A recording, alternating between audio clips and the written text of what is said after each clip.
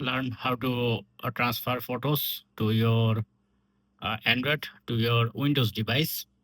Simply insert your cable, USB cable to your Android device. Once you insert, then go to your start menu and type here photo, these apps.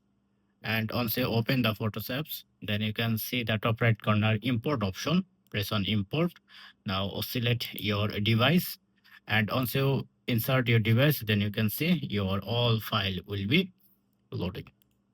And for example, I want to transfer this video. This is 537 point video size. This is the video size. So let's check how much time it's need. Then press on add a item.